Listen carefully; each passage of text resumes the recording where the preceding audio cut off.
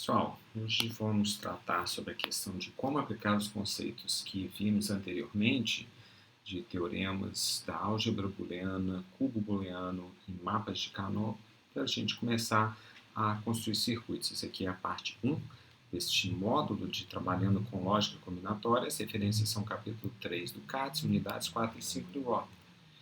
Basicamente, o que nós vamos tratar é, em primeiro lugar, como que a gente faz simplificação de dois níveis, como que a gente pode explorar don't care ou tanto faz, e depois entrar por questões de, por exemplo, algoritmos para simplificação, como fazemos implementação lógica, comportamento temporal, mas hoje nós vamos ficar basicamente restritos à questão de simplificação e o que seria simplificação de dois níveis. Quando a gente fala simplificação de dois níveis, a gente entende aqueles casos da forma canônica, que seria soma de produtos ou produtos de soma.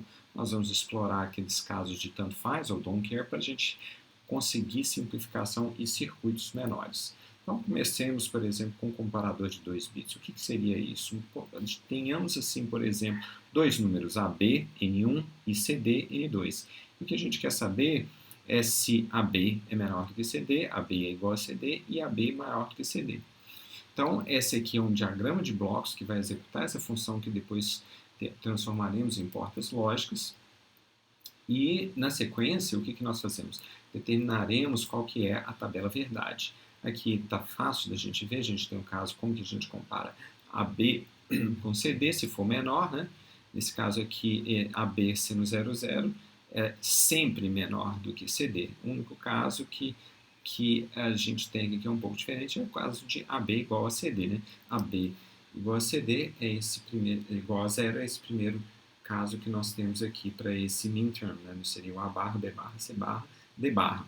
Depois a gente tem o A barra, B barra, C barra, D, que seria o menor que, e assim sucessivamente. A mesma lógica se aplica aos demais elementos e demais colunas que aqui nós temos, certo? Então nós temos outras colunas que nós podemos explorar para que a gente possa, assim, construir o circuito.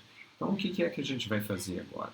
De posse dessa tabela verdade, o que nós vamos fazer é o seguinte: a gente vai precisar de um mapa de Carnot de 4 variáveis para cada uma dessas 3 funções, a saber, menor que, igual ou maior e maior que. Então, como que nós fazemos isso? Isso aqui são as respectivas, os respectivos mapas de Carnot, e agora a gente já pode começar a fazer as nossas simplificações. Então, por exemplo, a gente olhando para esse aqui, o menor que termo que é esse aqui que a gente tem? A gente tem um termo que vai ser o termo A barra, certo? Vai ser o termo A barra C. Esse é o termo que corresponde a barra C. Por quê? Porque B tanto faz se for B barra ou B, e nesse caso D também tanto faz, né? Porque se for D ou D barra. Então esse é o primeiro termo que nós temos aqui. O segundo termo, vamos lá colocar. O segundo termo que nós temos, né, só para mudar a cor, já procedendo, né, com o algoritmo de simplificação, né, a gente tem algumas possibilidades de fazer algumas simplificações. Essa aqui seria uma delas, né, que seria um subcubo, que nesse caso a gente elimina o C, então a gente vai ter um A barra, B barra, B de bola barra, D. Esse é um outro. E por fim, vamos pegar mais um outro caso aqui, onde nós temos só esse elemento isolado aqui. Será que ele está isolado? Na verdade, não, né? Porque a gente pode conectar ele com este outro aqui. Que elemento seria esse? Esse elemento a gente percebe que elimina o A. Então ele seria o B barra, C, certo? Deixa eu apontar aqui com o laser. Então que elemento seria esse elemento aqui? Seria o B barra, seria C e seria D. Então vamos ver como que fica a equação. A equação, portanto, fica o A barra B barra D, aquele que eu havia mencionado anteriormente, o A barra C, que é esse que aqui está em azul, e o B barra CD, que é esse último aqui em magenta que nós temos. E assim a gente pode continuar, por exemplo, para os demais. Esse caso aqui, eu vou pegar esse diagonal, né, do igual, no caso onde AB é igual a CD, nós temos, na realidade, 4 elementos, porque a gente não consegue fazer nenhuma simplificação. Então, quais seriam esses elementos aqui? Seriam o A barra, B barra, C barra, D barra, depois o A barra, B, aqui seria o caso, né, que o A barra, B barra, D barra, C barra, que é esse primeiro termo. Depois a gente vai ter aqui o A barra, B, C barra, D. Depois a gente vai ter o próximo termo, vai ser então esse termo que aqui está destacado seria o A barra, B, C barra, D. E esse outro termo aqui vai ser, por exemplo, o termo A, B, C, D. E por fim, o termo A, B barra, C, D barra. Então, quando a gente coloca a equação, ela terá esses 4 termos. E o caso do maior que, ele é, de certa forma, né, naturalmente, de forma compreensível, o reverso do menor que. Por quê? Porque a gente vai encontrar aqueles elementos que estão aqui, nesse caso, no canto superior esquerdo. Naturalmente, essa é uma forma de nós representarmos aqui, lembrando a aula do cubo booleano, que a gente está andando nas diagonais. E sempre quando a gente anda nas diagonais, a gente começa a identificar essas funções XOR ou XNOR e por aí vai. Então, é uma forma da gente poder representar. E por fim, o caso do maior que, ele basicamente ele é, se vocês observarem aqui, exatamente o complemento do caso do menor que, por definição. Então, aqui é uma forma de nós escrevermos todas as equações e já conseguimos, inclusive, reduzi-las ao menor número de portas possível e por aí a gente consegue concluir essa parte. Como eu havia mencionado anteriormente, né, o menor que e o maior que são similares. E como que isso fica? Bom, aqui nós temos, por exemplo, uma forma da gente representar essa operação. Como que é essa operação aqui? É no caso da gente utilizar o igual, certo?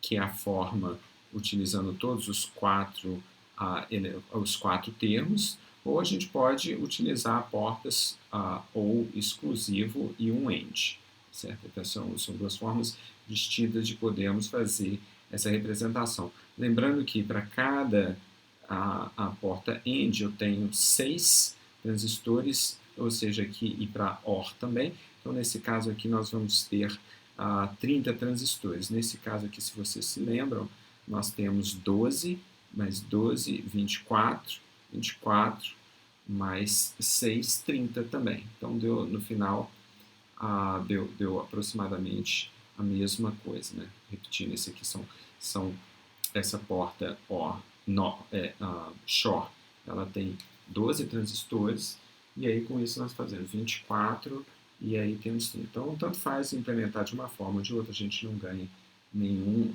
no nível de transistor continua tudo na mesma. Agora temos um outro caso que é o multiplicador de 2 bits. Como que a gente pode ilustrar esse caso de multiplicador de 2 bits? Multiplicador de 2 bits, a gente tem os termos A1 e A2, né, o N1 e B1 e B2. Nós vamos ter o produto, que seria o P1, vou falar como se fosse a nomenclatura decimal, né, da unidade, dezena, centena e milhar, né, das respectivas dezenas aqui, no caso não é dezena, né, porque no caso é a base 2. Mas essa é a forma que a gente representa e aqui, naturalmente, é bastante simples como que a gente faz esse processo de multiplicação. O caso trivial, né, assim que você multiplica 0, você tem 0. Então, são alguns casos triviais. Então, ela acaba se tornando uma matriz bem esparsa. De novo, a gente faz o mesmo exercício de encontrar um mapa de Carnot de 4 variáveis para cada uma dessas 4 funções. Que nós estamos multiplicando 2 números de 2 bits. Então, nós vamos precisar, portanto, de um número, a saída será um número de 4 bits. Essa é a forma como a gente encontra cada um daqueles valores, né? Então, por exemplo, se a gente começando do P1, né, da unidade, o que a gente tem? a gente tem A1, B1. Vamos dar uma olhadinha rápida, né? Então, o que eu estou olhando? Eu estou olhando para o P1, tá certo? São estes casos que aqui estão, não é isso? Esses casos que aqui estão, e a gente consegue fazer uma boa simplificação e colocando A1 e B1. E o P2, que é esse outro que aqui está, que é uma função um pouquinho mais complexa, mas a gente consegue também fazer uma simplificação. O P4, que é algo também semelhante ao P2, né? No entanto, ele ocupa essa outra porção aqui do mapa de Carnot, e por fim o P8, né? Que naturalmente seria aqui, o caso onde teria a multiplicação atingindo o seu valor máximo, né? Então, que seria esse caso aqui. Esse é um exemplo de como que a gente faz um multiplicador de 2 bits. O outro exemplo que a gente pode tratar é o caso de BCD incrementado de 1, como a gente já tinha estudado anteriormente, né? Como que você representa. Esse caso ele é particularmente interessante, por quê? Porque ele utiliza, nesse caso, todos aqueles bits de don't care, os bits de tanto faz. Então, ele vai nos permitir que possamos explorar outras possibilidades para poder fazer simplificações. Então, eu peço a atenção de vocês aqui só porque esse é o último slide de como que nós vamos ficar nesse caso. Então, como que ele vai ficar representado? Então, olhando para a unidade, vamos agora começar a desenhar, né? Vamos pegar, então, a saída 1. A saída 1, nós vamos ter, por exemplo, este caso aqui, que aqui está.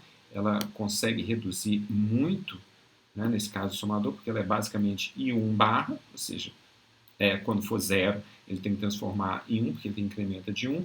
E observem que aqui nós exploramos 3 casos de don't care. Depois a gente passa para esse segundo caso aqui, que seria do I2, né? A gente tem esse termo e depois exploramos aqui, aumentamos o tamanho para poder explorar essas possibilidades. Observem que os casos de don't care não estão sendo contabilizados e assim sucessivamente.